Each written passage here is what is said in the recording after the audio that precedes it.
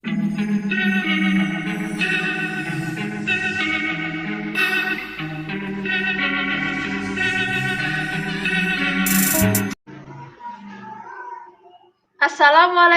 warahmatullahi wabarakatuh.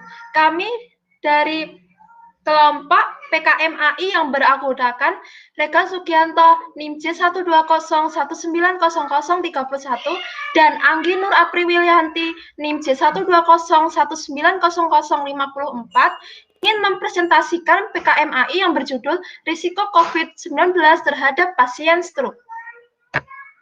Alhamdulillah, puji syukur kehadirat Allah Subhanahu wa Ta'ala yang telah melimpahkan rahmat-Nya, sholawat serta salam kepada Rasulullah Shallallahu Alaihi Wasallam, tauladan sejati sampai akhir zaman. Sebagai penulis dapat menyelesaikan penulisan program kreativitas mahasiswa artikel ilmiah yang berjudul Risiko COVID-19 terhadap pasien stroke. Terselesainya tugas program kreativitas mahasiswa artikel ilmiah ini berkat dukungan dari semua pihak. Karena itu, penulis mengucapkan terima kasih kepada Bapak Muhammad Rois Abdul Fattah, SPD MPD, selaku dosen pembimbing kami. Oleh karena itu, kami mengharap kritik dan saran yang bersifat membangun demi kesempurnaan tulisan. Semoga tulisan ini dapat memberi manfaat bagi perkembangan ilmu pengetahuan dan sumbangan ilmiahnya yang sebenar-benarnya bagi penulis dan pembaca. Next. Yang pertama yaitu abstrak. Coronavirus disease 2019 atau COVID-19 adalah suatu penyakit yang disebabkan oleh virus Severe Acute Respiratory Syndrome atau coronavirus SARS-CoV-2. COVID-19 awalnya diketahui menyerang saluran pernafasan, namun sekarang ini manifestasi klinisnya beragam termasuk manifestasi kelainan saraf atau neurologis. Kelainan neurologis yang perlu mendapat perhatian khusus karena mobilitas dan mortalitasnya yang dapat ditekan bila ditangani secara tepat waktu adalah kasus penyakit cerebrovaskular atau stroke. Tujuan dari tinjauan literatur ini adalah mengkaji secara teori berdasarkan literatur tentang hubungan infeksi COVID-19 dan stroke. Next. Untuk latar belakang, sejak pertama kali dilaporkan pada bulan Desember 2019 di kota Wuhan, Provinsi Hubei, Cina, penyakit coronavirus disease 2019 atau COVID-19 terus menyebar ke hampir seluruh dunia dalam waktu singkat. Data terakhir dari WHO pada tanggal 5 Oktober tahun 2020 dilaporkan sebanyak 35,1 juta kasus positif COVID-19 di seluruh dunia dengan angka kematian mencapai 1 juta kasus. Virus penyebab infeksi COVID-19 yang menyebar sangat pesat dalam waktu singkat ini ialah Severe Acute Respiratory Syndrome Coronavirus 2 atau SARS-CoV-2. Masa inkubasi virus SARS-CoV-2 ialah 1-14 hari dengan rata 5-6 hari setelah terinfeksi. Tanda dan gejala umum dari COVID-19 yaitu demam lebih dari 38 derajat Celcius, batuk kering, sesak nafas, dan kelelahan. Kasus berat COVID-19 dengan faktor risiko kardiovaskuler memiliki kecenderungan untuk penyakit cerebrovaskular.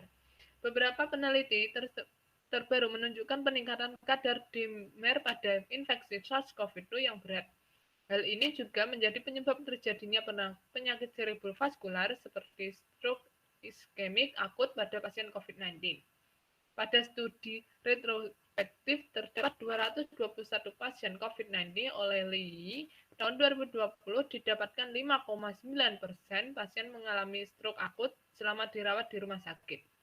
Durasi dari gejala pertama infeksi sampai onset hemiplegia berkisar pada 9-10 hari.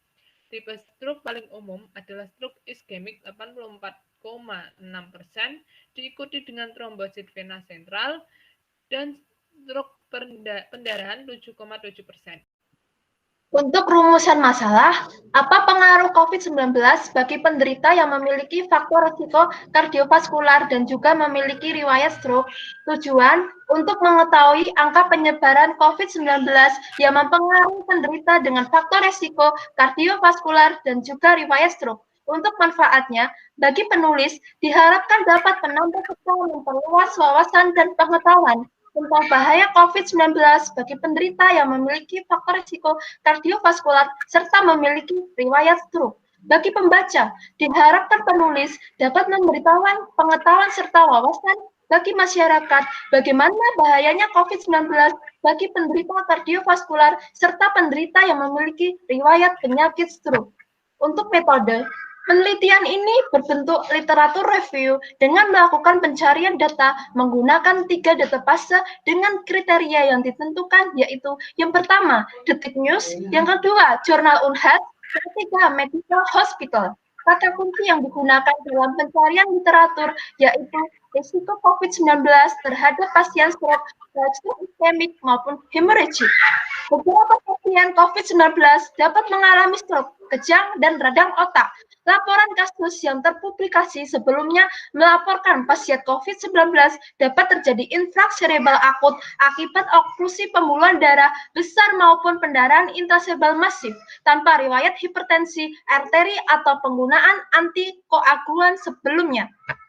Untuk manifestasi klinis yang dapat diamati pada pasien COVID-19 berupa gejala neurologis ada dari sistem saraf pusat dan sistem saraf perifer.